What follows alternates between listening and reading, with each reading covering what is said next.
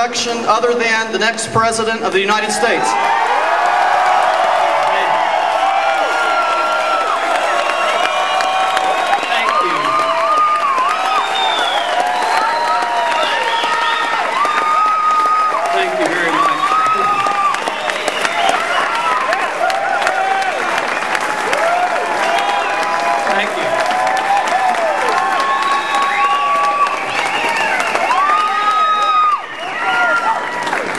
Thank you very much. This is a bit overwhelming, believe me. We love you. This is wonderful.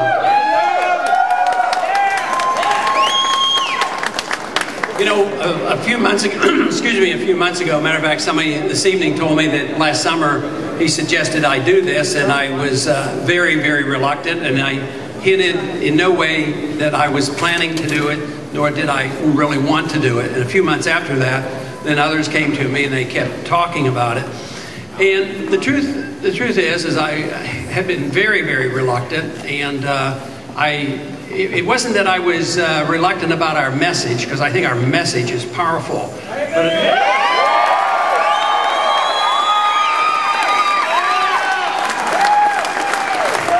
But I really wasn't sure whether I was the right person to do it, and eventually I said, yes, I will. We'll see, and we'll find out if there's anybody out there. I think of the people who believe in true freedom in the way I think of the remnant. And evidently, you know, they say the remnant was out there and nobody could count them, and they didn't know where they were, and you can't find them. But the remnant will find you and find us.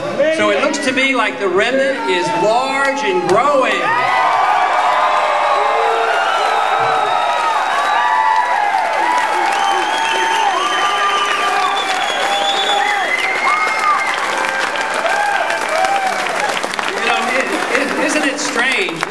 For a minute assume, which it shouldn't be too great of an assumption, that I defend the Constitution more so than the rest of those have.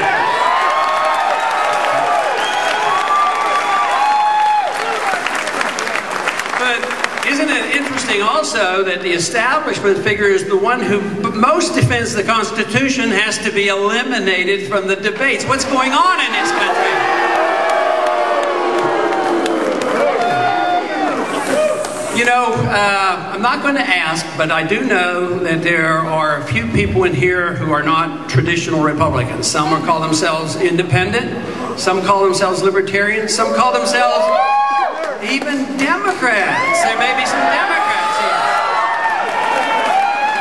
Now, the art of politics is to bring people together. It's not to be divisive. When you're running for an office, if you're overly pure in the sense of, you know, you have to agree A, B, C, D, you have to bring coalitions together. There's no doubt about it. And there are several groups of people that make up an electorate that I think are important this time.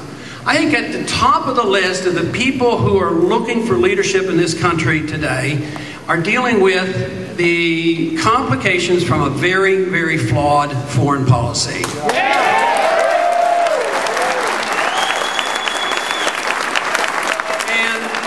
If we look at what happened in the election last year, I think the message was loud and strong that they're sick and tired of the consequences of the foreign policy that we have, and they're looking for something new and different.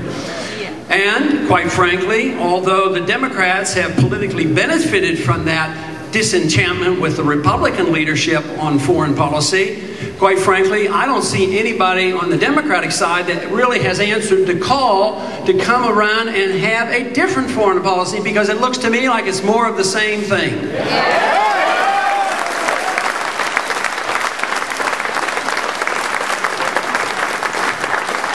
I think that issue brings a lot of people together. All the various political factions will come together, and right now it looks like probably about 70% of the country is now looking for a different policy, especially in the Middle East, and readjust that.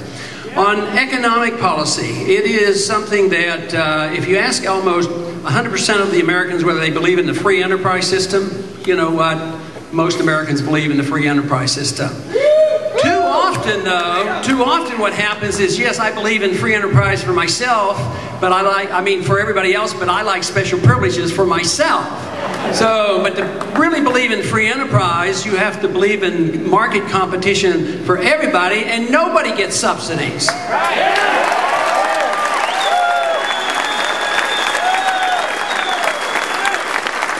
lot of times they think subsidies and welfare goes to poor people. Yeah, there's some welfare that goes to poor people, but sometimes I think they're crumbs. The real big welfare in the system that we have goes to the military-industrial complex and the big banks. That's where it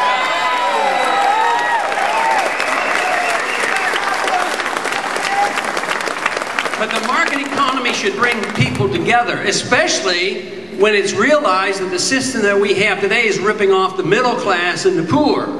They're the ones who suffer from the inflation and the regulations and all the government interference.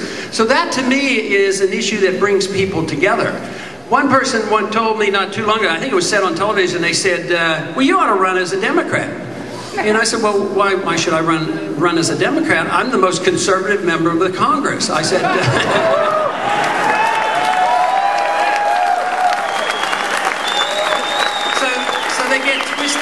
They don't know how to label those of us who believe in liberty, because liberty is really pervasive. It's beneficial to everybody. It's not beneficial to special groups. So if you can vote for less money. Now, there's some very well-known liberal individuals in this country who are coming out and supporting our campaign, which is very interesting. You would say, well, liberals don't like, they like big spending and all. But why would they be coming out and endorsing our campaign now? Quite frankly, because of foreign policy and attacking special interests for the rich and the benefits. So this is a tremendously powerful message.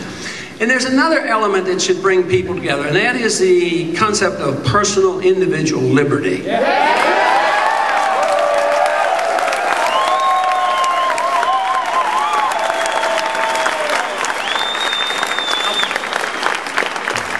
Personal liberty is not a special interest. It's the only interest that really counts. See, I don't like to think of rights being group rights. Not to defend anybody, but I don't see things like women's rights and minority rights and all this. I just don't think that's possible. Rights are given to individuals. I personally have a belief they come from our Creator. Which